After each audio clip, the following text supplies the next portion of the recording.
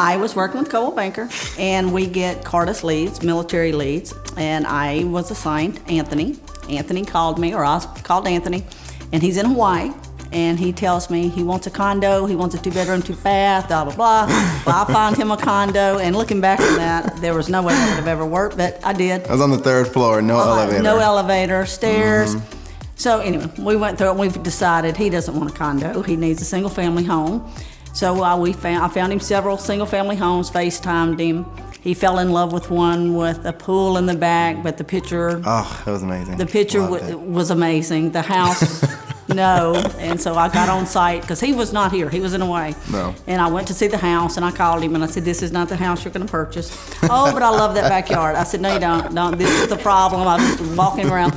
So we found him a house, and he bought the house sight unseen. He trusted me. And he showed up when he arrived. My husband and I went over, met him and his wife, and he got to see the house for the first time. And he's still in this house. He loves it. But the whole time through the real estate transaction, he was so interested in real estate. He was so enthralled. That's where the trust started. And so our closing for some reason took longer than normal, and for 2 hours I got to discuss with him real estate and Coldwell Banker and what Pete Dalton does for us, and he was pretty much sold. So he went to real estate school, got his license, and he got on with Coldwell Banker. Well, that's her version. So,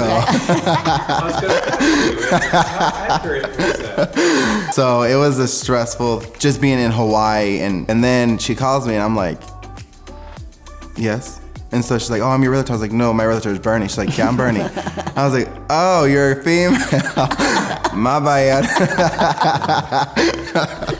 So, I mean, she took it like, she got it. Okay, so I was like, okay, cool. She's not serious, thank God, you know what I mean? So I just kept, I'm pretty much a decisive person. Like, I don't think I said I want to see 15 houses. It was like this one or this one, and then we'll go from there, And then so I'm talking with her, doing that, and then I'm trying to convince my wife, it'll be okay, let's just buy this house without sight unseen. So then, she really made me feel like I could ask my wife to trust us in this process.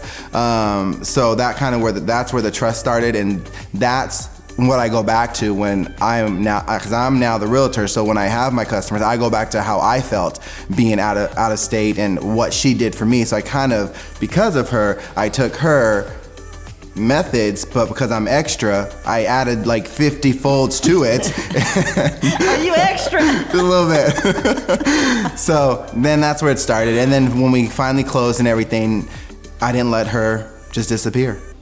And she didn't want to disappear. She kept like answering me. I was like, oh, okay, cool. She actually answers my call after the process. So then that's where I really got the feel of we're family now, because she just, and I asked her, I was like, do you do this for all your customers? And she was like, yeah.